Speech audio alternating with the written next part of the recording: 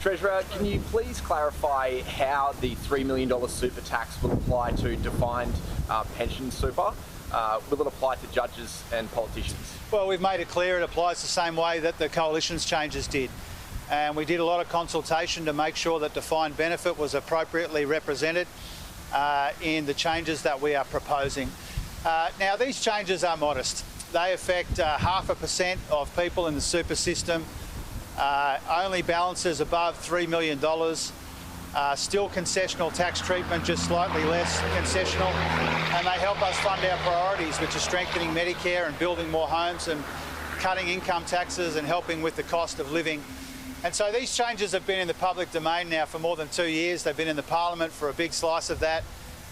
We've made it clear that these changes are relatively modest, but they're important in the context of the budget, and defined benefit schemes have been appropriately recognised as part of our effort. So will the likes of... We'll just go here, mate, and then we'll come back to you. There's a lot of criticism around the unrealised gains aspect of the change.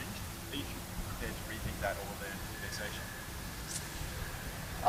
Well, I'm not sure I agree with the first part of your question, respectfully.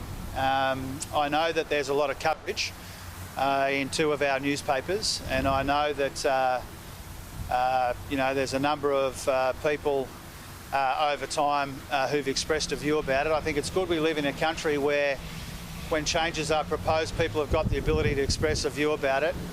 I'm not genuinely stopped in the street about these changes. I think most people recognise that these are modest changes, affect a tiny, tiny sliver of people with superannuation. Still concessional tax treatment, just slightly less concessional for people with very large superannuation balances.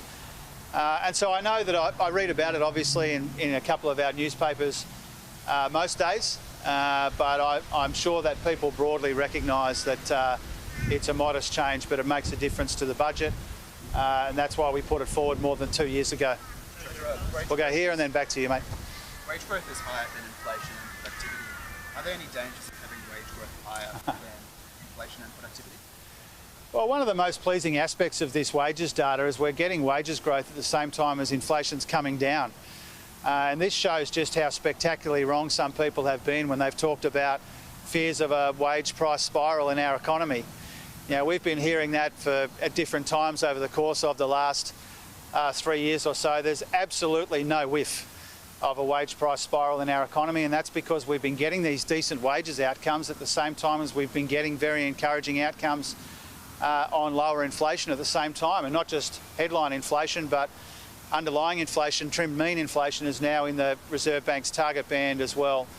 And so I know that when we get encouraging wages data like this, we often hear from the usual suspects who talk about a wage price spiral. There's been no evidence of that. There's absolutely no whiff of that in our economy, and that's encouraging.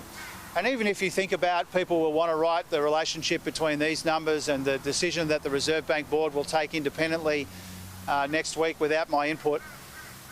When you think about that, the Reserve Bank itself, was forecasting a modest increase in wages in the first half of this year, and that's what we saw today. That's a good thing.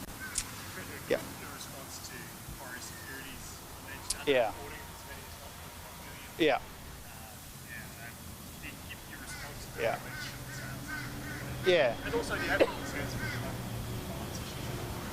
with Yeah, well, a few things about that. First of all, as always, I support the good work of the regulators. ASIC in this case, but I'm very supportive of the good work that our regulators do in our financial system and more broadly. I obviously can't get into the details of this particular instance because of the ongoing proceedings. But we want to make sure that everybody's playing by the rules in our economy, and especially in our financial system, and the regulators play an important role in ensuring that, and I support their work. We'll go back to you, mate, and then we'll come back here. I'm trying to be as fair as I can. Thank you. So will the likes of Peter Dutton and Anthony Albanese, both entered Parliament before 2004, be subject to these super tax increases? Yes, and we've made that clear. Yeah, you read from time to time on social media that somehow politicians on the old scheme before 2004 have somehow been exempted. That's not the case. And so I'm pleased you've given me the opportunity to raise that and to clear that up.